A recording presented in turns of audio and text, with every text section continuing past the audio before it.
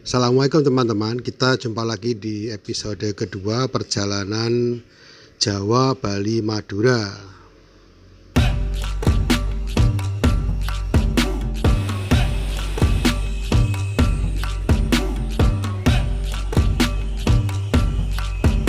Maka untuk episode yang kedua ini adalah perjalanan dari Denpasar menuju ke arah Madura dengan perjalanan darat, yaitu menggunakan Innova. Perjalanan darat ini bersama 3 orang teman berangkat dari Denpasar melalui terowongan atau bypass bandara pada pukul 20.26. Total perjalanan ada 3,5 jam sampai ke Gilimanuk. Nah, dalam perjalanannya untuk masuk ke kapal sendiri kita sudah makan waktu sekitar 1 jam, dan lama perjalanan di kapal adalah 1 jam 15 menit. Nah, kita melewati berbagai kondisi alam ya teman-teman, dan kebanyakan adalah jalan yang naik dan turun. Jika dilakukan pada siang hari maka perjalanan membutuhkan kurang lebih 5 jam. Karena ini malam hari, walaupun sedikit macet, kita hanya butuh 3,5 jam dari Denpasar menuju ke Gilimanuk. Kecepatan tertinggi dicapai pada angka 84 km per jam. Dengan jarak tempuh sekitar 235 km.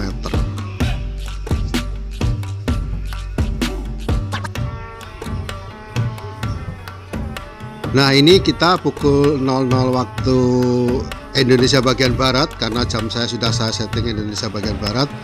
Kita sudah mengantri di pelabuhan penyeberangan Gilimanuk.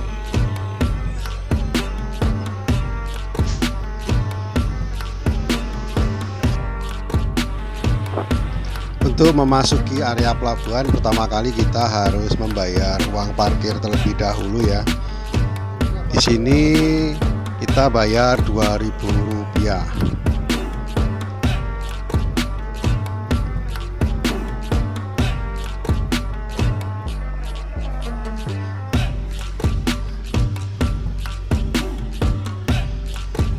Suasana di area pelabuhan ini sangat ramai kendaraan. Dan ternyata kejadiannya adalah karena tadi siang tidak ada penyeberangan yang disebabkan oleh hujan yang sangat deras, jadi penyeberangan ditutup. Kita harus beli tiket dulu secara online ya. Onlinenya adalah lewat loket seperti ini. Walaupun sebenarnya kita bisa menggunakan HP. Platnya nggak ngaruh ya Pak ya? Merah, hitam, kuning nggak ngaruh ya?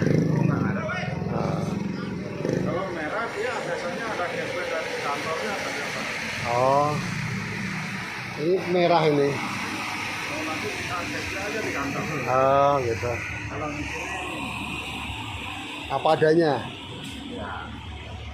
Katanya untuk plat merah kalau mau minta ganti ya di kantor masing-masing, nggak ada diskon. Apalagi yang pakai tetot-tetot tuh nggak ada artinya di sini. Triyono. Iya. Kalau online sendiri itu harus di print juga ya? Hah? Kalau misalnya online dari HP harus di print juga ya? Oh, enggak usah. Kalau nggak usah. HP bisa, nanti kan tiketnya keluar, nanti itu aja serahin. Oh. Ya sama HP-nya kan nanti ada. Di anunya ya, barcode-nya ya? Oh, Oke. oke. Yang penting kan barcode-nya nih. Iya. Barcode-nya yang bisa di-scan, nanti baru keluar tiket lagi. Oh, dari sana, ya. tiket A sama B. Yang A-nya buat kapal, buat boarding istilahnya, buat di kapal. Yang B-nya bagian Arsip. ya. Nanti kalau ada apa-apa di kapal cuma 1.000 Pak. 208.000. Ya. Nanti kalau di sini nggak ada harganya, nanti kalau udah di scan di sana. Antrian ini awalnya ada 4 lajur dan kemudian mengerucut menjadi 1 lajur ketika mau naik ke dalam kapal. Tidak terasa antrian yang kami jalani sudah hampir 1 jam.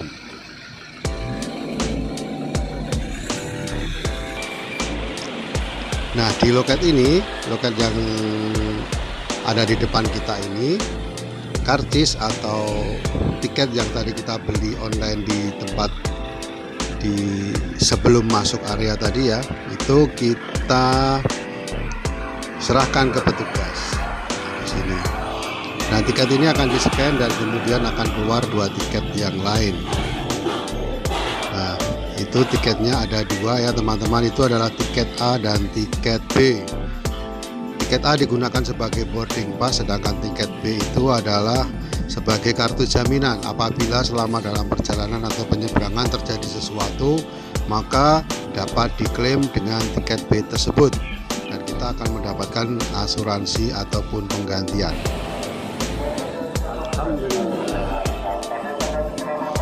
Untuk memasuki area kapal, sebenarnya ada beberapa kapal ya, kalau tidak salah ada 3 kapal, termasuk satunya adalah Putri Kuning. Jadi sebenarnya kalau lancar ini semuanya akan cepat masuk ke kapal. Tapi kadang ada saja yang mencoba menyerobot begitu ya.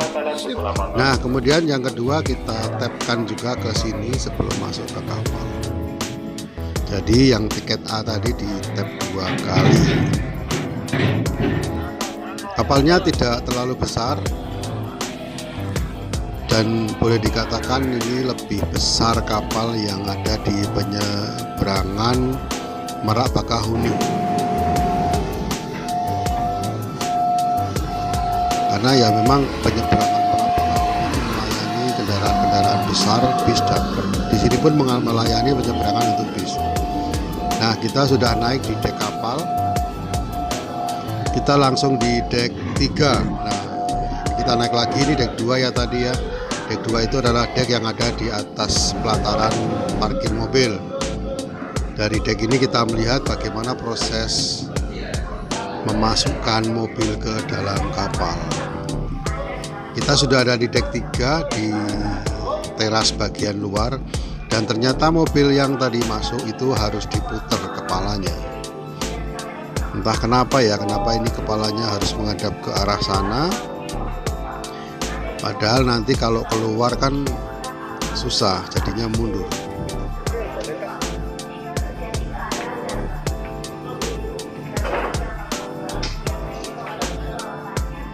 Pak, kemana ya Pak? Ya?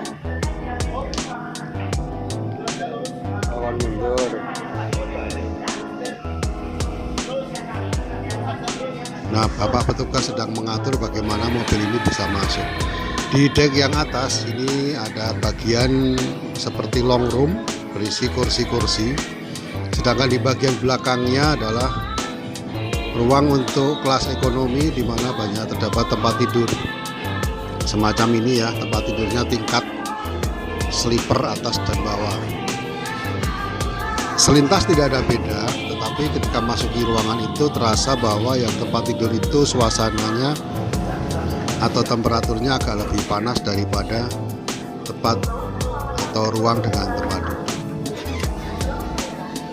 Nah, ini teman-teman, ini seperti ini gambaran. Ini tempat tidur ekonomi, double deck sleepernya ya. Di bawah bisa tidur, di atas bisa tidur, dan tidak ada sekat yang di bawah. Jadi bisa dempetan. Beda dengan yang di atas, ini isinya kursi-kursi panjang dan biasanya untuk orang duduk kalau kapalnya penuh.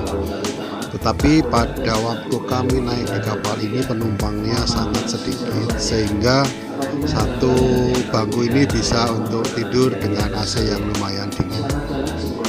Terdapat TV yang biasanya digunakan untuk menampilkan hiburan, tetapi kali ini TV tersebut banyak digunakan sebagai pengumuman cara-cara penyelamatan dan ketertiban di atas kapal. Nah, ini hanya ada sekitar 3 baris ya teman-teman. Sekitar 1 jam 15 menit kapal sudah merapat ke pelabuhan Ketapang.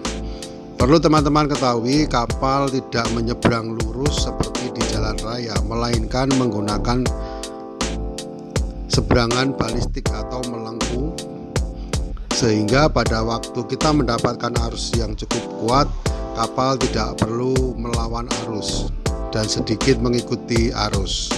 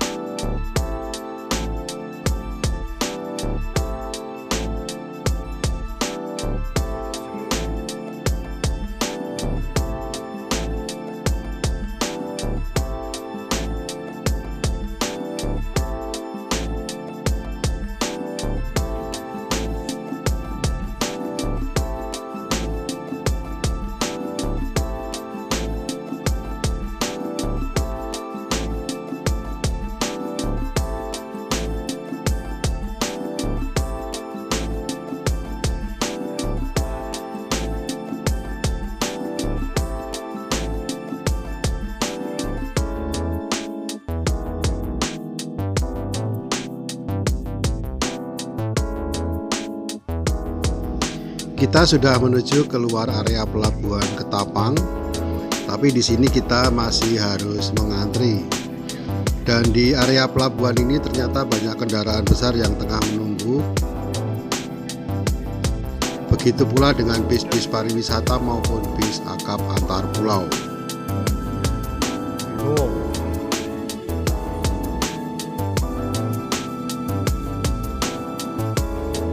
Kebanyakan pariwisata. Resto. Ini juga resto nih, Jakarta, Solo, Denpasar.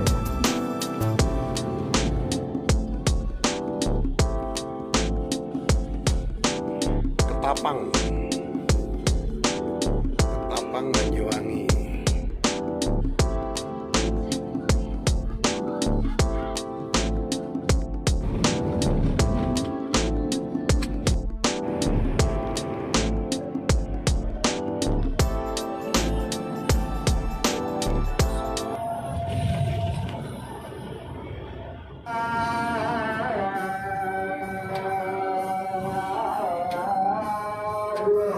Kita mampir di Masjid Rahmat Situbondo. Kebetulan pada pukul 4.15 saat adzan subuh dan kita berhenti dulu di Masjid Rahmat di area Situbondo. Masjid di pinggir jalan ini cukup bersih ya dan nyaman karena dilengkapi kipas angin dan AC walaupun berada di pinggir jalan. Semuanya tampak bersih dan yang lebih mengasihkan lagi di masjid ini juga menyediakan minuman gratis. Kita boleh pilih minum teh atau minum kopi. Di sini ada banyak pilihan dan satu orang hanya boleh memilih satu biar yang lainnya kebagian. Di sini saya memilih kopi putih ya, white coffee. Dan itu bapaknya nawarin teh juga. Untuk sementara kita istirahat di sini ya di Desa Pasir Putih, Bungatan, Situbondo. Perjalanan hingga ke Masjid Rahmat Situbondo sudah menempuh jarak sekitar 250,6 km. Selanjutnya kita akan meneruskan perjalanan hingga ke Pulau Madura sejauh 338,7 km. Jadi total yang akan ditempuh adalah 589,3 km.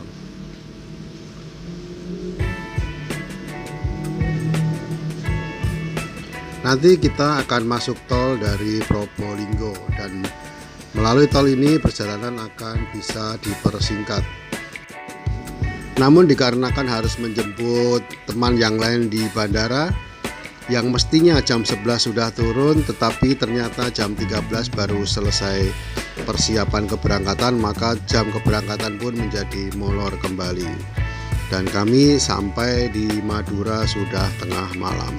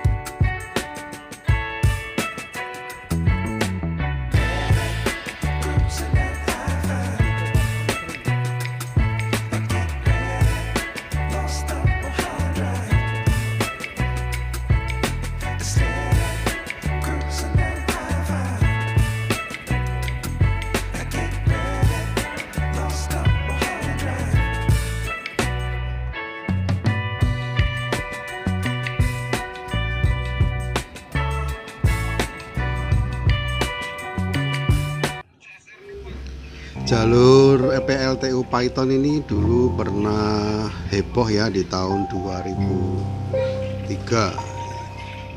Terjadi tragedi terbakarnya bis pariwisata yang mengangkut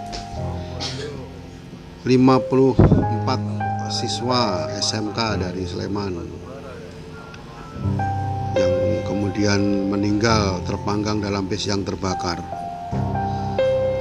Nah, dari kejadian itu maka penggunaan pintu otomatis yang tidak bisa dibuka secara manual dilarang, dan kebijakan lainnya adalah menempatkan pemecah atau pemukul kaca pada tiang-tiang jendela, di mana jika keadaan darurat maka penumpang boleh memecahkan kaca agar bisa lepas dari dalam bus. PLTU Python ini merupakan sumber utama dari pembangkit listrik tenaga uap di Pulau Jawa. Jadi listrik yang dihasilkan dari PLTU Python ini ditransmisikan ke seluruh Jawa dan Bali. Tentu PLTU Python tidak sendiri karena di berbagai tempat daya listriknya akan diperkuat oleh PLTU yang lain. Nah, ini adalah PLTU Python. PLTU ini menggunakan bahan bakar batu bara yang didatangkan dari Kalimantan. Beberapa waktu yang lalu juga heboh karena pelarangan ekspor batu bara ke luar negeri, sehingga beberapa negara yang masih menggantungkan pada batu bara sebagai bahan utama pembangkit listrik berteriak minta diberi pasokan batu bara dari Indonesia. Memang batu bara ini merupakan sumber energi atau sumber bahan tambang yang sangat strategis.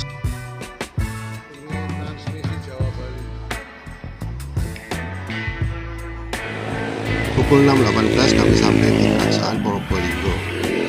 Nah, kita makan dulu di rumah makan nasi pecel Madiun. Ada sambal tumpang,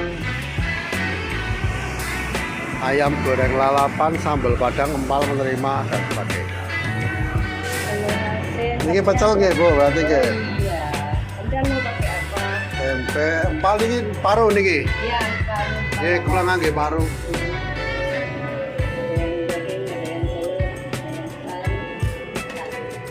Ngangge banyak barang nggih. Oh iya.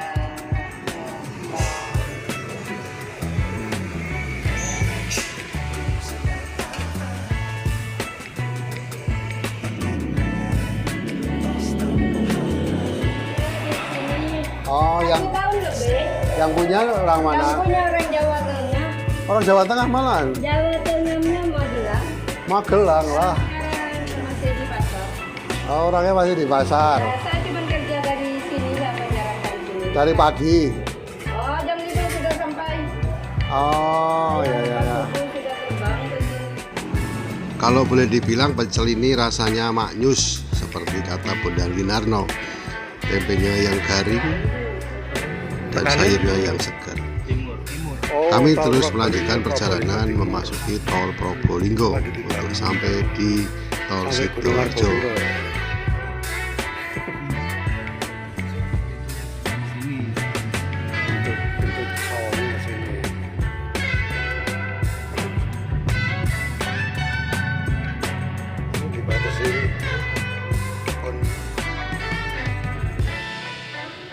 Belok kiri jalan terus.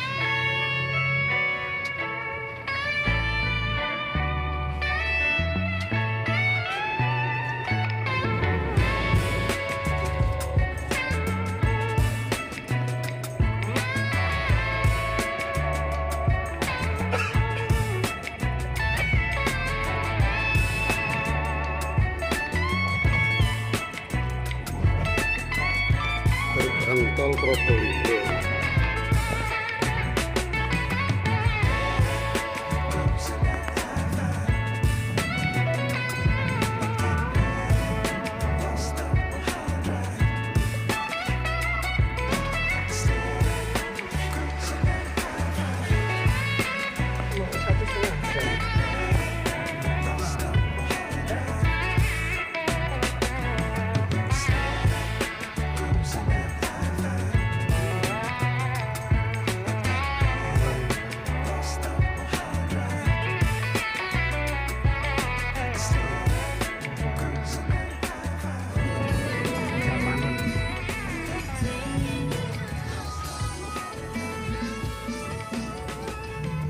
Klaten mana?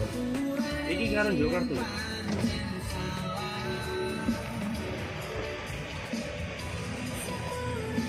Tuh.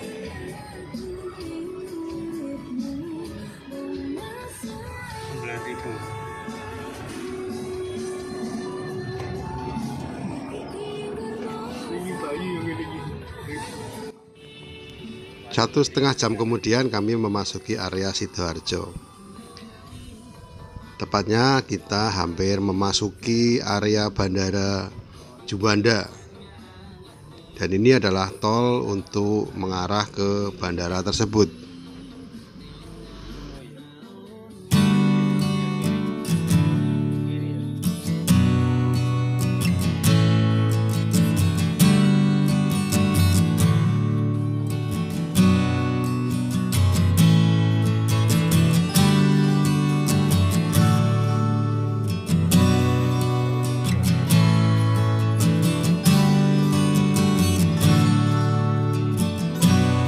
Untuk menuju ke Bandara Juanda, kita harus memasuki gerbang tol Waru.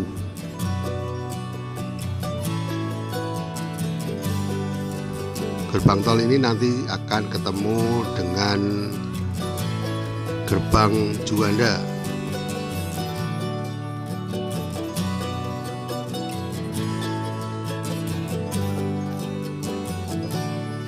Nah, kita skip saja, kita langsung masuk ke gerbang bandara ya. Ini kita sudah memasuki komplek Bandara Juanda di Sidoarjo.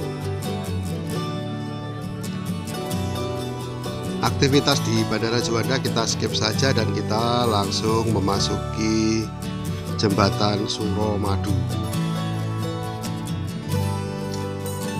Aktivitas di Bandara Juanda ini banyak membuang waktu.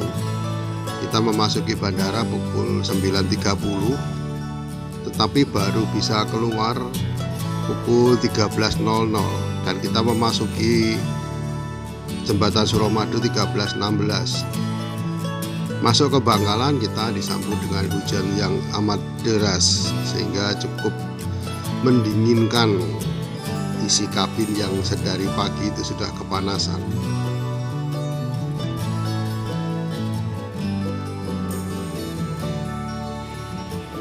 Nah, untuk teman-teman yang mau ke Pulau Madura, untuk saat ini jalur utama sedang banyak perbaikan, jadi di mana-mana ada kemacetan.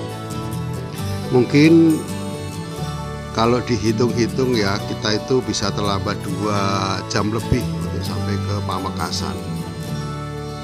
Masih di area Bangkalan, kita menyimpang sedikit untuk makan siang karena ini waktunya sudah lewat makan siang ya. Sudah pukul 13.30. Kami makan siang dulu di Bebek Sinjai, masih di area Bangkalan, dan ini adalah Bebek Sinjai yang baru, yang lebih luas.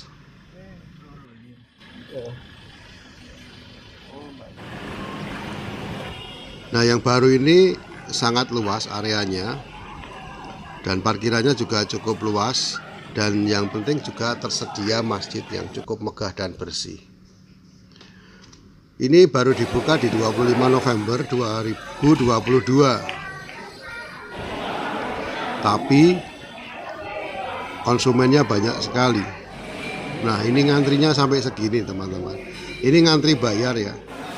Karena sistemnya di sini pesan bayar langsung ambil di loket sebelahnya. Nah, menunya seperti ini, segala macam bebek.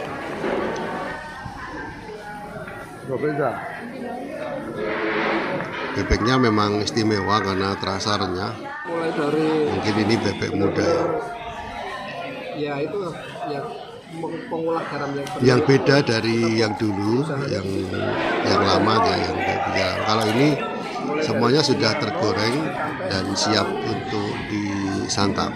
Mungkin karena konsumennya banyak sampai ya. hancur. Jadi sekalipun itu sudah digoreng duluan langsung habis, jadi masih terasa hangat. Yang istimewa juga sambelnya ya, sambel mangga. Nah, ini masjidnya teman-teman bersih sekali karena ini masjid baru.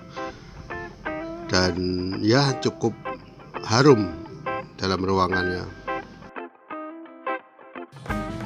Perjalanan kita lanjutkan menuju ke arah Sampang dan kita sebentar lagi lepas dari kota Bangkalan. Ada Gunung Harta Tronton barusan lewat ya. Mungkin dari Sumeneb ke arah Jakarta.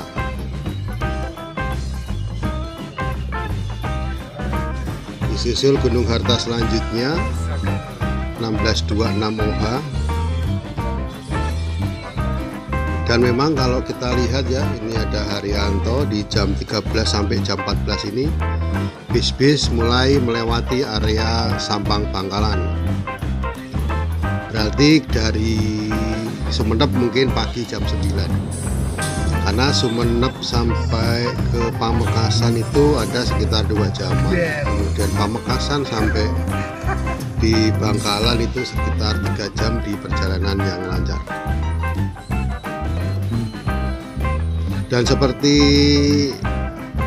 saya beritakan sebelumnya, jalur Maduraan ini sekarang agak macet ya, karena adanya perbaikan jalan.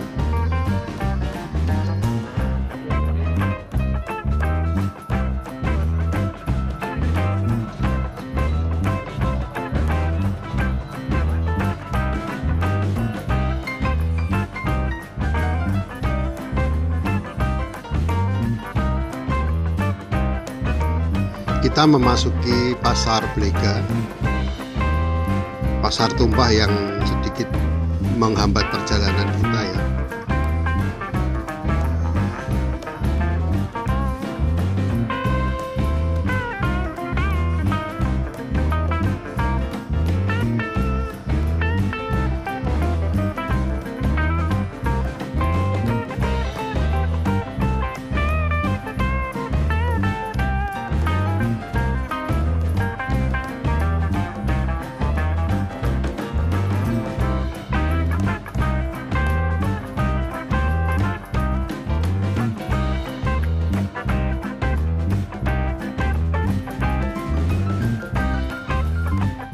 Nah, kita memasuki Kabupaten Sampang.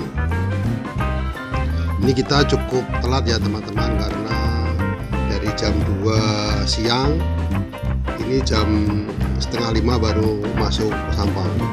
Biasanya cuma 1 jam. Nah, ini teman-teman, ini perbaikan yang sedang dilaksanakan. Banyak tumpukan material di sebelah kiri. Jadi ini hanya satu arah.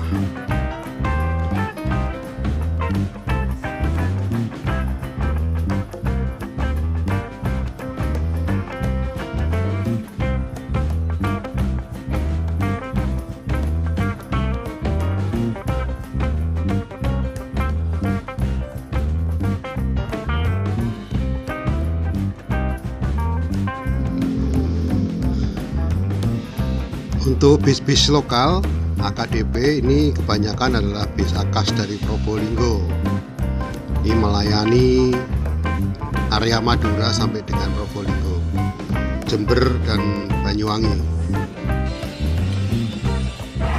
Kita memasuki kota Sampang. Nah, kita mau minum kopi dulu.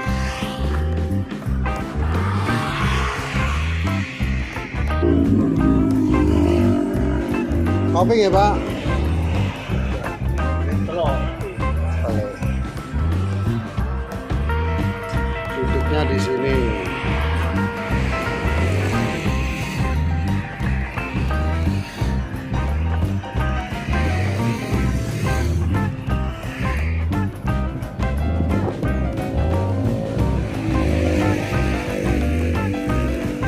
Kopi di sini jos banget ya teman-teman ya. Walaupun cuma warung gubuk, peminatnya banyak, 15-an orang ya, karena kopinya memang menyegarkan. Khasnya kopi Madura adalah kopi murni yang dicampur dengan jahe, jadi terasa segar. Dan satu gelas ini hanya 2.500. Kalau kita di Jakarta itu paling murah kopi saset segelas ya 3.000. Oh ternyata ini yang bikin orang-orang senang berkumpul, internetnya free. Nah ciri khas kopi ini adalah rasa rempahnya yang tajam, bikin segar di badan. Cara minum kopinya adalah dituang di lepek atau di cawan itu ya, kemudian dinikmati atau diseruput. Ini juga untuk menghindari ampasnya ikut terminum. Jahenya dibakar dulu. Enggak, cuma dikeringkan aja. Dikeringkan terus digiling sama kopi. Iya, kalau jadi kopinya hampir matang, terus dicampur ke ini. Kalau apa ya? Tapi enggak sampai gosong itu anunya kopinya. Numbuk sendiri berarti. Kan digiling. Dia giling sendiri. Ya, disangrai sendiri. Disangrai tapi belum gosong, dicampur. Ya, Cair. kalau mau hampir di matang gitu. Dicampur. Oh. Terus tapi saya nggak pakai kompor, pakai kayu. Kayunya apa? Kayu asam atau kayu bebas? Bebas kayu. Oh, gitu. Cuman itu kan kalau kompor lain ya mungkin rasanya. Ya ada minyak-minyaknya itu. Nah, ini kayu. Oh. Dari dulu saya pakai kayu beras. Sangrainya pakai apa itu? Wajan. Ya wajan. Oh. Wajan kayak semacam bukan wajan tipis, tebel itu. Yang Ya, tebal baja. ya baja. Baja. Kopinya beli di mana, Bu? Ada di pasar atau? Di pasar tapi bukan yang warna hitam, yang putih, Oh, yang putih. yang super. Arabica, bukan. Enggak ada mereknya, cuman kopi kiloan kayak di pedagang pasar. Tapi yang putih. Ya, yang putih kan ada yang hitam kopi ya, ada yang kecil putih, Oh. ada yang hitam. Ini enggak yang putih, yang agak besar. Sekilo 100.000. Ya, sekilonya 100.000. Nah, Oh. lagi 9.000. Oh.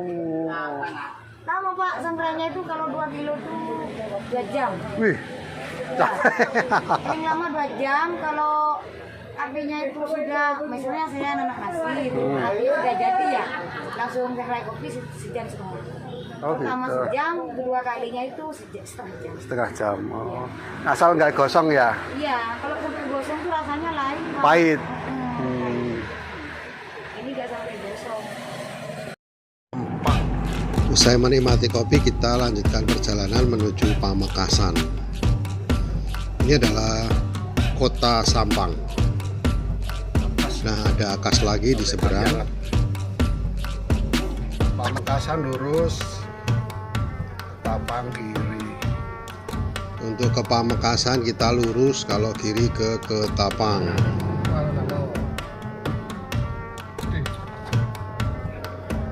Ini kantor bupati kanan, Omben lurus. Coba arah Maghrib.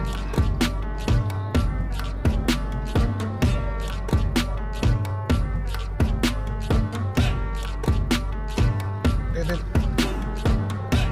Titit.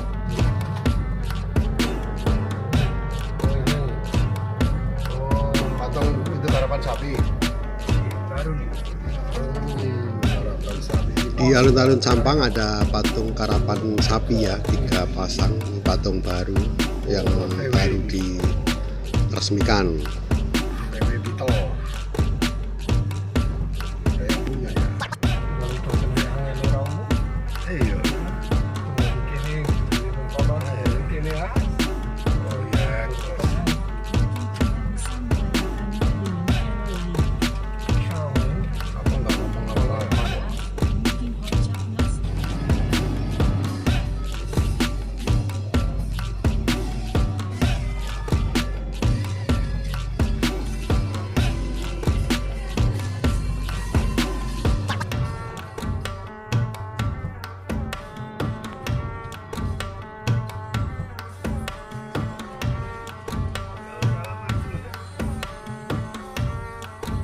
Memasuki area Pamekasan, kita sudah lepas maghrib. Keadaan gelap dengan penerangan lampu jalan yang minim. Baik teman-teman, tujuan kami ke Pamekasan adalah ke daerah Kecamatan Pademangu, sekedar untuk menikmati pantai dan terbitnya matahari pagi. Dan setelah itu kami pun putar balik kembali ke arah Pulau Jawa.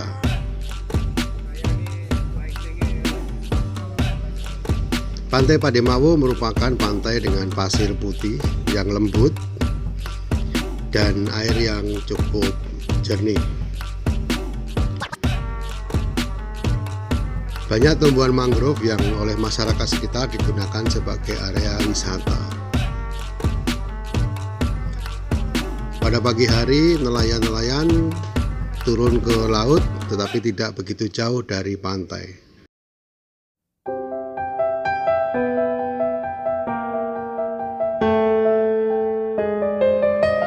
Ini adalah pantai Pademawo menjelang matahari terbit. Nah, di situ ada pondok-pondok kecil buat menikmati matahari terbit. Tapi pagi ini sepi-sepi saja karena ini adalah hari Kamis.